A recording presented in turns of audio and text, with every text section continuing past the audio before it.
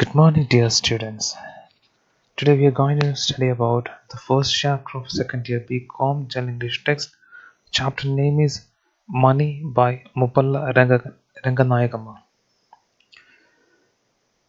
The lesson: money is an ironical comment on the greed of man. The greed makes a mockery of human relationships. The marriage, which has become the prominent custom, has become a platform for unleashing the greed of bridegroom, but the all human beings. The greed is a symptom of the sickly mind. Greed for money makes them blind and they ruin their joy of their own life. When you go into the chapter, you will see how this greed of money made them blind and how they were able to ruin their own life. In this lesson, an educated man, underlined word, an educated man shows his greed for money. He demands for 1 crore as a dowry.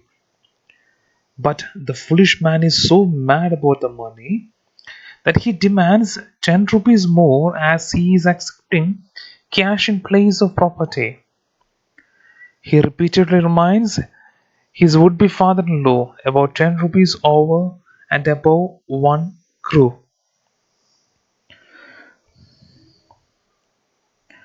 The story says that the money was kept in coins in a gunny bags and kept in a room. The key is handed over to the groom. Since counting takes a lot of time, he agrees to marry first and then count the money. In case the money should be found to be less after counting, the father-in-law gives a bag more, and even the father-in-law agrees to give the double the amount of the less amount of money that is being found in the 1 crore 10 rupee. The groom, with all this precaution, disappears into the room of coins. Immediately after the marriage, the wedlock has been done. He ran away to the room where the coins are being kept, and he is engrossed in counting. He allows no one to disturb him. Even his wife has no access to him. The foolish man is possessed with the greed of money. He has to count 1 crore in coins alone. This was the main thing that the father in law had given to the son in law within the greed of money. He remains in Rome for 24 years, counting coins.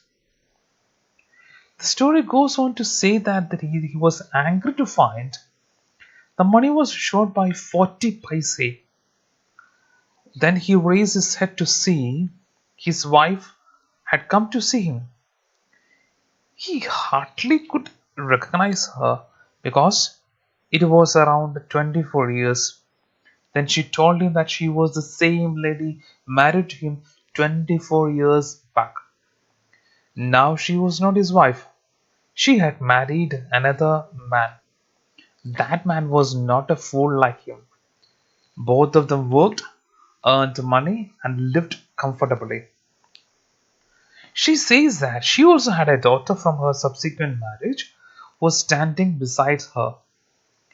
She had brought her here to show this man who had ruined his life by his greed for money. This lesson ponders over the issue of giving equal property to both sons and the daughters. But then only the girls with the property will get good match. The tradition of dowry will continue one way or the other. The example of the man who spent 24 years counting 10 paise coins might look exaggerated, but grooms will count rupees for 24 years.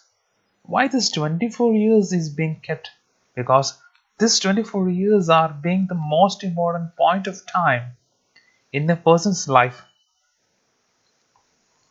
Hence, the daughter decides not to marry either a man with a property or a man who demands dowry. The mother smiles at her decision, in complete agreement. I hope, this, my dear students, you might have understood the gist of the story. Thank you. God bless you all.